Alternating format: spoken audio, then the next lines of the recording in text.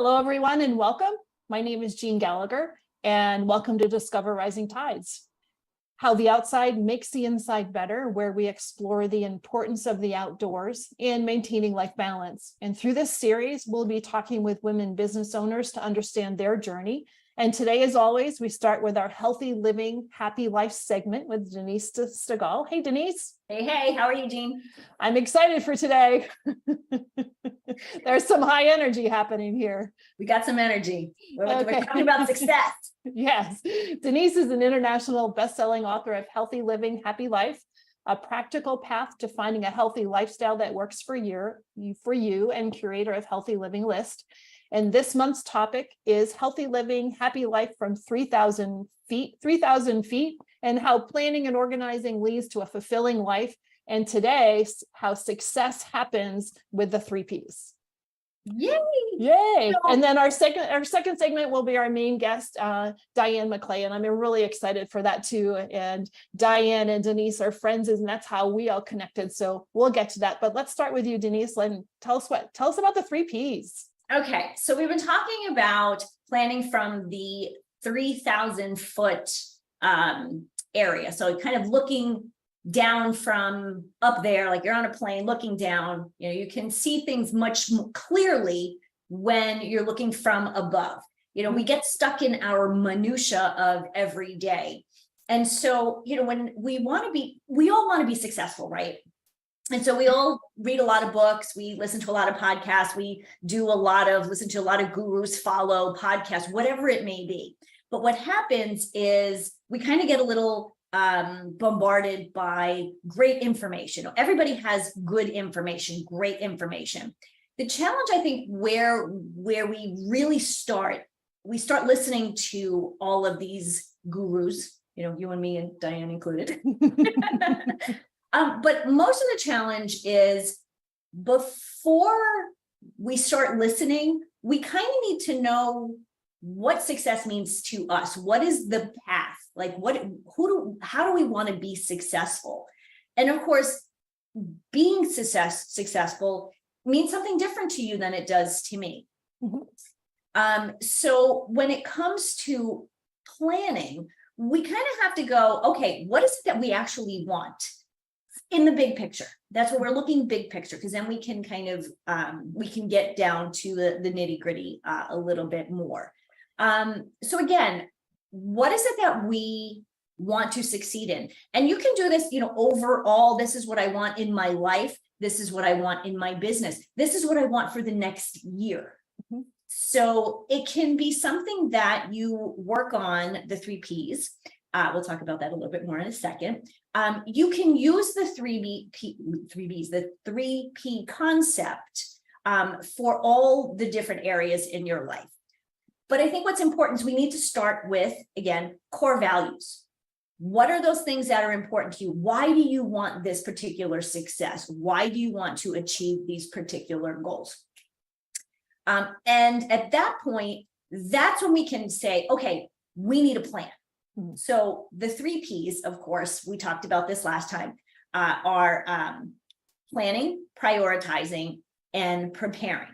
Now, what tends to happen when clients come to me, they've read all of these books and, have all these bits and pieces of ideas.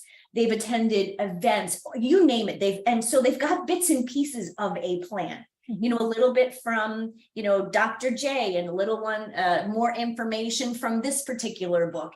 And so they have this compilation of ideas, and it's overwhelming because they liked this piece of one program, another part of a different one. And so they kind of look at all of this going, okay, this is my overarching goal or plan that I want to succeed in, but I'm going to try to plan in 3 different ways, mm-hmm. which doesn't obviously make sense. And so for me, when I started to get my life back on track, because I had, was dealing with a health issue a handful of years ago, my success plan started simply with eat real food, make good decisions, and be accountable, which we've talked about. And for me, that was what optimized my overall well-being, gave me the energy that I was looking for, and really to find that healthy lifestyle that works for me, Mhm. which is really in my life what I was looking for and what I help people to do. That said, there were also times even within that I realized I didn't exactly have a laid out plan. And so that's where I came up with the three P's. What's that first part that I needed? I needed to know, well, what was the plan? What was my goal? And the goal is part of the plan. And obviously then there are these steps.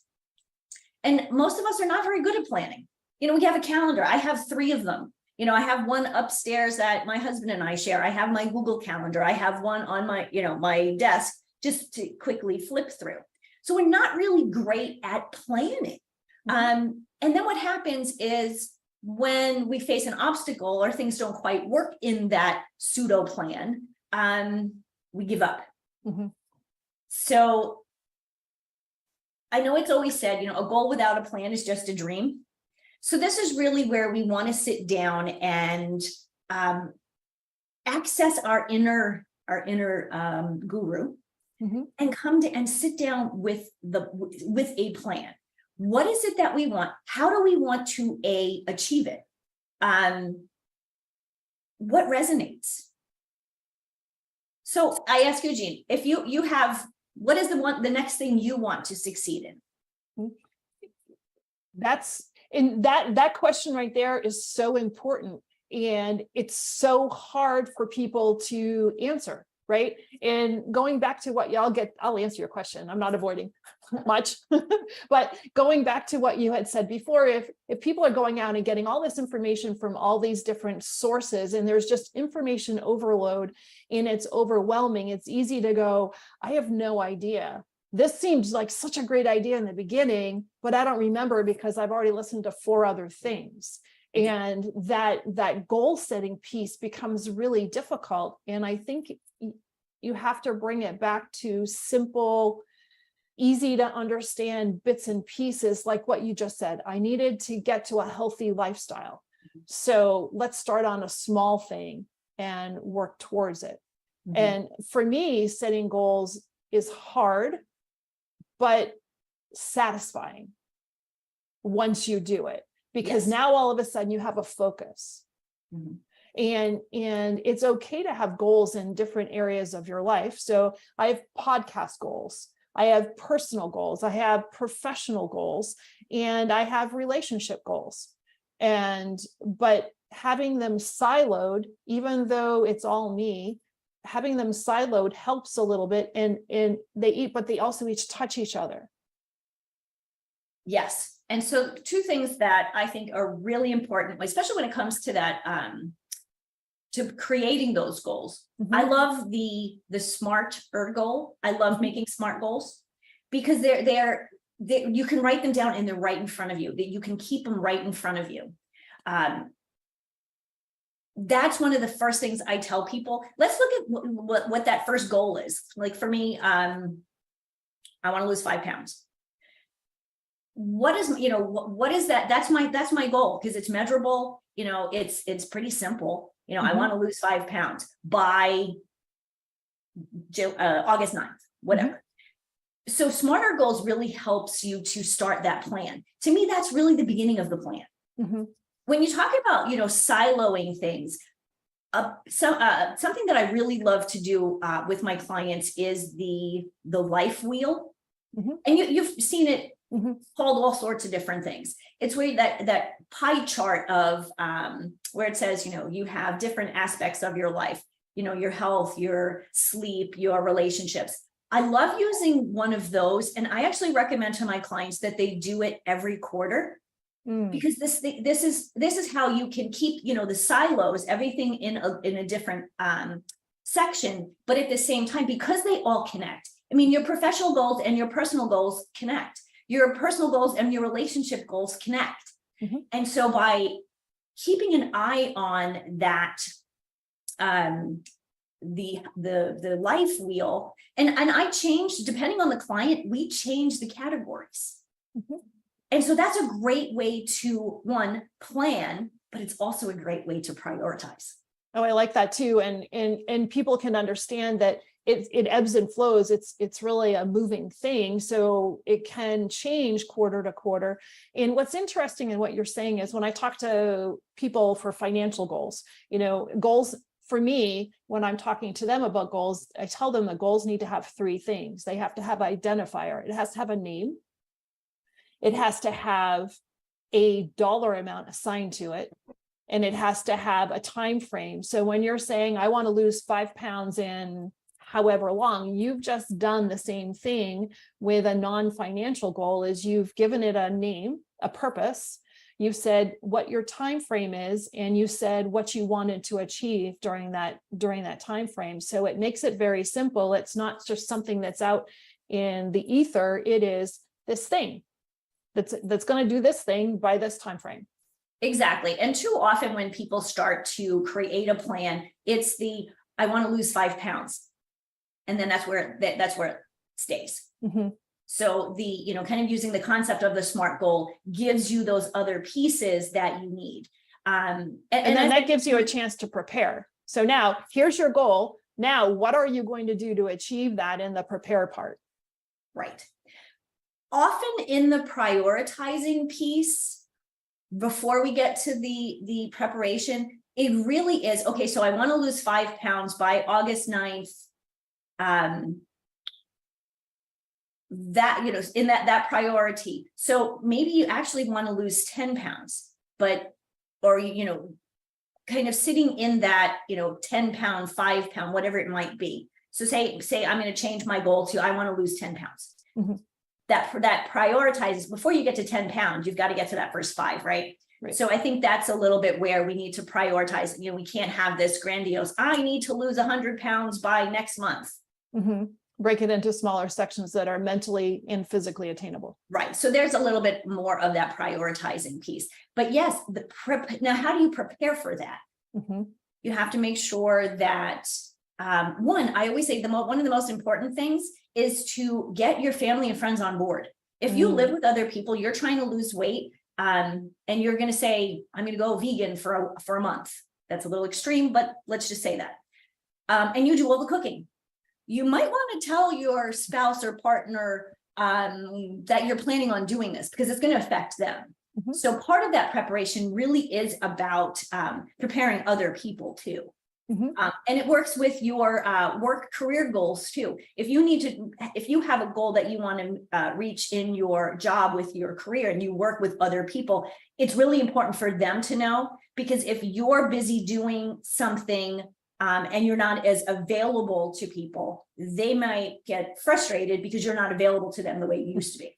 So again, preparation is really important to think of outside of you. Mm-hmm.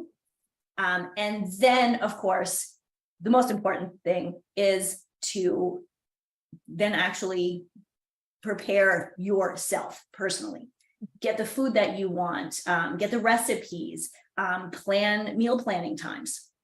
So all of that comes into the preparation. And again, like I said, it works with your personal and professional and physical goals too.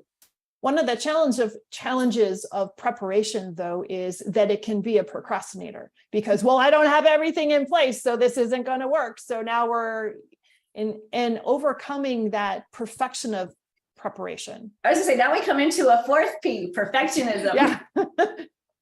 We're on the same page, right? Exactly. Well, I can't do this because I don't have it all. I don't have all the recipes. I don't have all the food. And that just creates a downward spiral.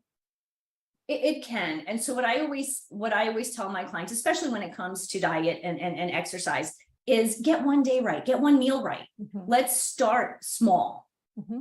Because what will happen, especially with that perfectionism, if you don't have everything in place, everything's not perfect, then you go, oh, well, I screwed up, so I'm not going to reach this goal. Mm-hmm. You've got lots of time to reach a goal. Between now and August 9th, if I screw up today with my goal of losing 5 pounds, I can definitely pick up tomorrow where I left off. It's about giving yourself grace. Part also. Yeah, giving yourself grace. Mm-hmm. But not using it as a crutch to not try again. Absolutely.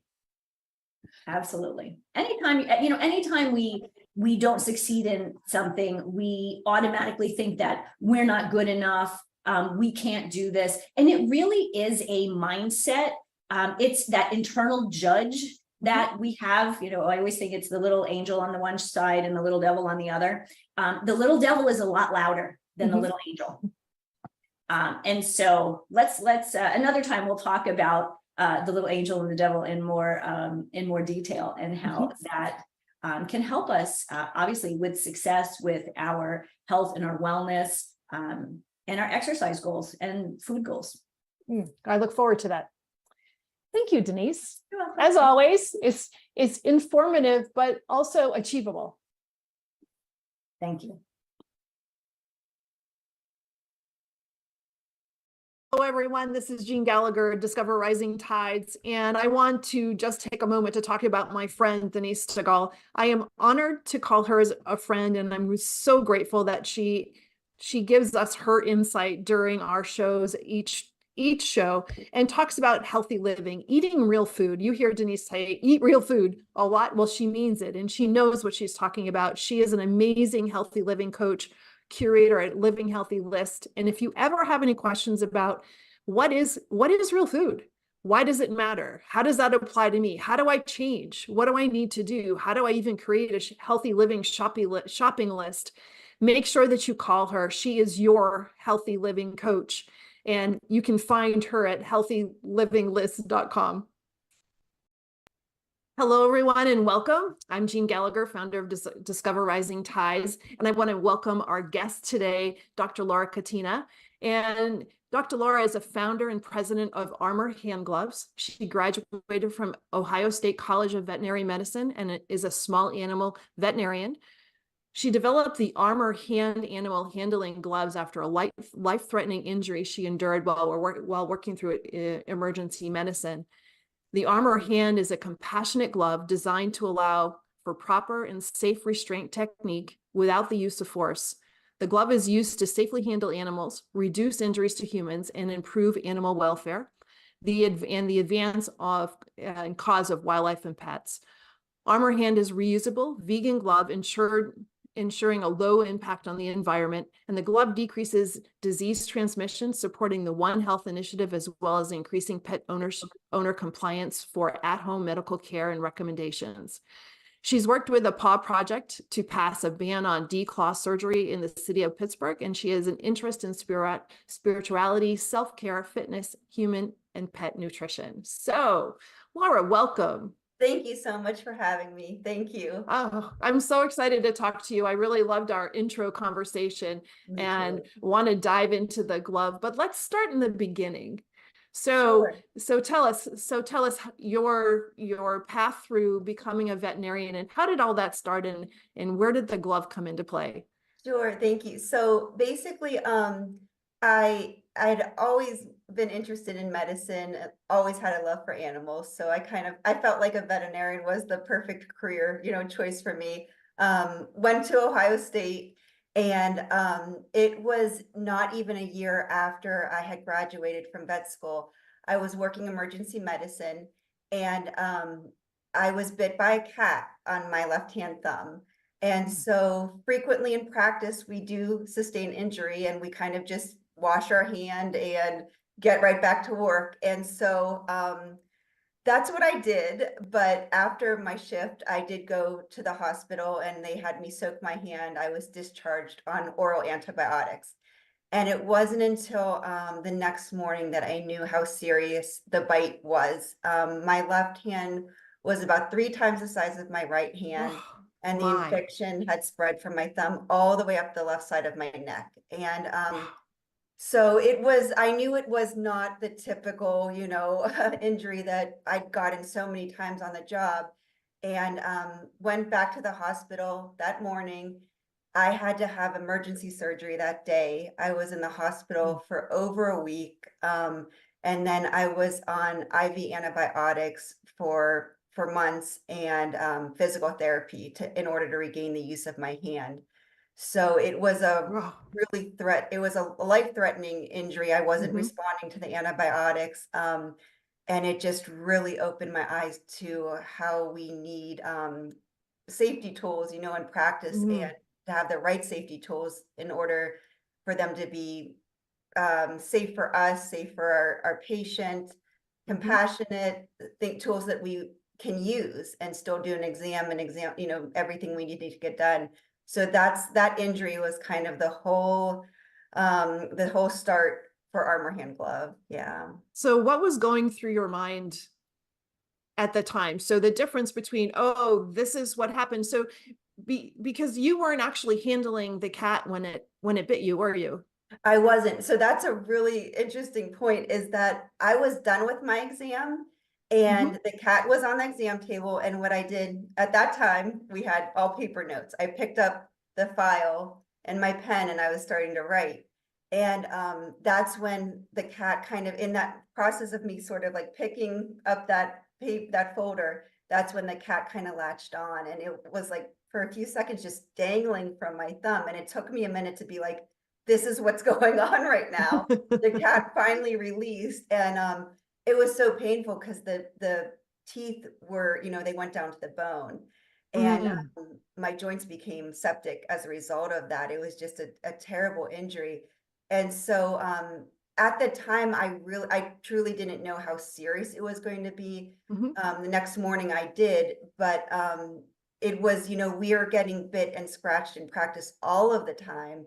And I was not wearing the gloves we had because the only thing available to us were welder gloves. You know, they're these bulky, cumbersome Mm. gloves you can't restrain properly. And so nobody really ever wore gloves. And we needed gloves in practice, you know, we need them for certain patients. And so that's where I was like, okay, we don't have what we need is not available to us in practice, and what type of glove do we need? And that's sort of just how it all came about. I had so much time in the hospital. I had a lot of time to think about the product and what we needed, and that's how it started. Yeah. So before we get to the glove part, what is it about cats and saliva that causes that? So with pets in general, the bacteria in their mouths, it's dirt, Mhm. it's, you know, a dirty environment. And cats in particular, so especially, you know, this particular patient was stray, you know, recently found and adopted, but had no, you know, we didn't know the history, probably never vaccinated before. So the mouth was just like a breeding ground of bacteria. And Mhm. cats' mouths in particular can have different strains of bacteria that are, you know, so when they bite, Mhm. it's harder to resolve the infection, you know. Mm. And the also the shape of the teeth, you know, they're very sharp. And so when Mm. they bite, and if it's an aggressive bite, all of that bacteria, it's going straight into wherever, you know, that puncture wound is. And I think that's why it was, yeah, so serious. There's Wow. it was like the perfect storm of everything. Yeah. And so that must have been so, well, I don't know. When it happened, it wasn't necessarily as frightening as realizing after the next day really where you were going. Yeah.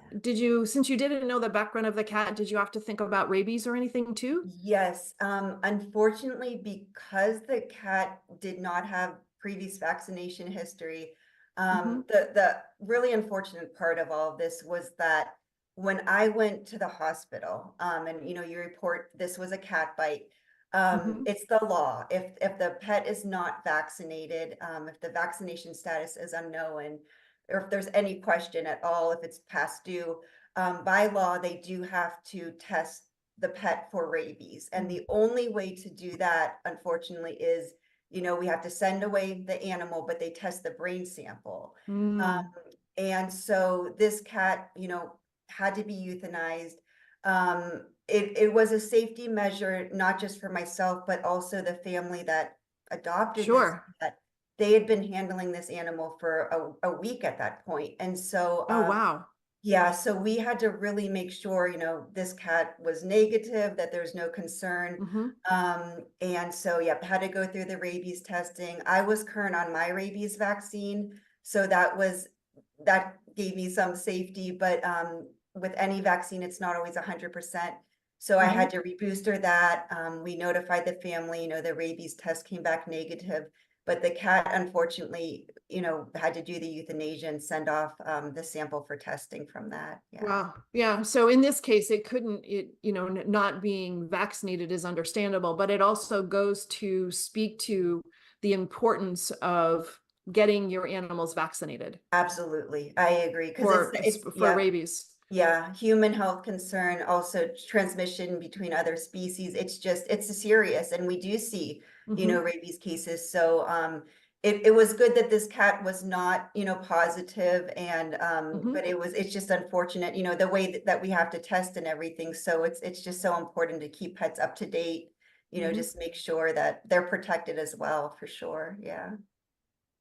So you are in the hospital Yep. and and you're a so how many years does it take to become a veterinarian? It was 4 years after college. So I graduated Mhm. from undergrad, went to Ohio State. It's a 4-year program. And I graduated from Ohio State in June. And this injury happened the beginning of January. So I Wow. had, and that was hard because as a new grad, you need the income. I mean, you've been a Mhm. student the past 4 years, and there's a lot of financial obligations. And so for me, it was really hard to be off work like that. And on top of that, because of the seriousness of the injury, at one point the doctors weren't even sure they'd be able to keep my thumb. Oh my. So in my mind, I just thought, how can I practice medicine? I had a day where I did surgery at work and Mhm. examining animals all the time. And I thought, well, I don't know if my left hand is not usable, how does this affect my career? And so fortunately, surgery went well. It was very painful, and the recovery, but my thumb was able to be saved, and eventually got over the infections. But it was pretty scary because there were so many unknowns, I think, at that time. Yeah. Mhm. It's interesting when people are presented with such a difficult situation and could be life changing Yes, or life absolutely. ending. Right, I agree. Yeah. And and especially when you've worked so hard and I in know. your career is your passion. Right. And does it make you second guess, what did I get myself into? At the time it did. Mhm. Absolutely. I thought, because I think it was such a hard time not knowing if I'd be able to practice again. And I spent all this time in school and all this money, that absolutely I did. And then I think just when I was out of surgery and I had that week in the hospital to kind of just, recover and stay on the antibiotics and things like that, I think that's kind of when it was a turning point for me, where I was like, okay, Mm. like I finally had a chance to sort of process everything up until that point that happened. And then there was like some space for me. There was like Mhm. space in my mind and my thinking.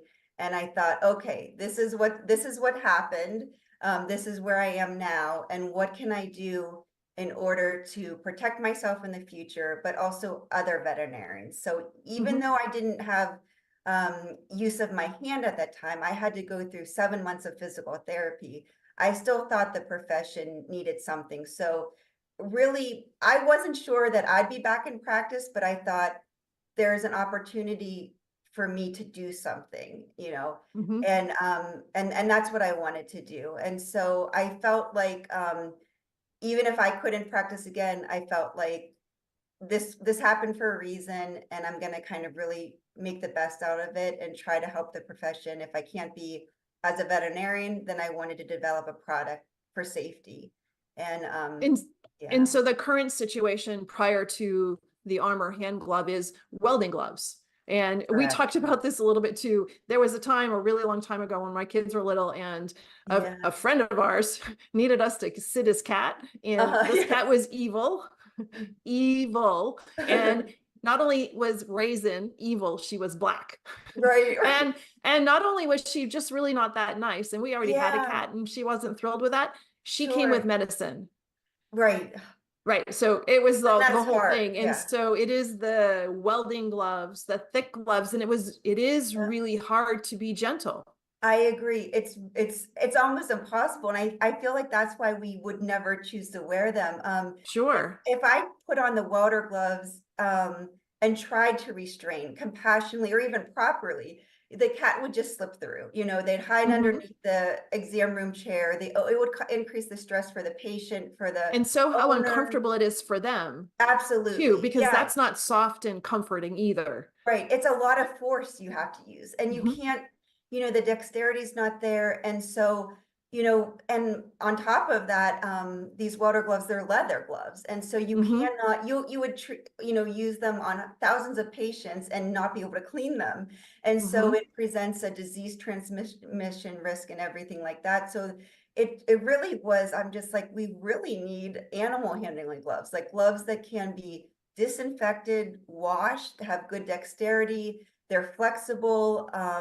These gloves, in veterinary medicine, there's different kind of ways to practice. And right now there's a huge, movement of like low stress handling. You really want to make this a positive experience for the patient. And Mhm. ArmOR Hand it's a certified like fear-free, low stress product where you can do these safe but compassionate handling techniques. And that was really so important to me, because I don't want pets getting manhandled and rough and things like, I really want them to have a good experience. But we also, as caregivers, we have to be proactive about protecting ourselves and our health as well. Yeah. Mhm. And so what is the glove made of? So it's all vegan materials. There's synthetic leather.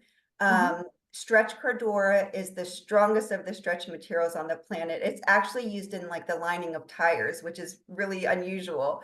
And there's other like just synthetic materials that are flexible, but they're very protective. And so it's a really unique combination of materials.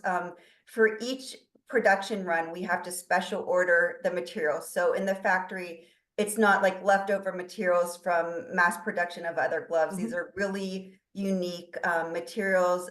They're reinforced in the highest injury areas on the hand, most commonly bit, and just really flexible. They're sized so that the glove is really supposed to fit perfectly and function perfectly. And so there's a range of sizes and machine washable. I mean, I really tried to think of everything so that people would, grab the gloves, put them on, protect themselves, make it as easy as possible. And so obviously this can be used in a veterinary setting, but this can also be used at home. But Yes. what I think is just amazing, and did you envision that this would really happen, how it can be used in wildlife rescue? And tell us all about that too. Thanks. So when I developed the glove, I thought, just veterinarians. I thought vet techs, veterinarians, and it's been really, really cool because there are, major wildlife organizations in the US that use the gloves all of the time. And I didn't see that coming. But with the protection and the flexibility, they're able to do what they need to do. So a ton of wildlife rescues, groomers, animal shelters, humane animal control. So really any animal caregiver or handler has been benefiting from the gloves. I've sold to zoos. So it's been really interesting to see the feedback, how, everybody's using the product and they're protecting themselves and they're able to get the job done, but also treat animals compassionately and humanely. And I love that. Yeah. That's fantastic. Yeah. And I think it's amazing how one situation can just create with imagination and applying what this just doesn't make sense. I don't think that Right. we as a society don't often say, gee, this doesn't make sense. I should do something. Right, sure. Yeah, I get that. So Yeah. Yeah, absolutely. And even in vet school, it's like you go through all the different rotations and the gloves are always there, but they're always these welder gloves and nobody's going for those. And so I think my injury was just the start where I'm like, we just need to do something different. Yeah. it's fantastic. And so now what Thank does you. veterinary look like for you? So right now, my main job is growing the business, selling the Mhm. gloves. I do have sales all over the world at this point. So, but it's still a small business. I still really want to expand and get the word out there.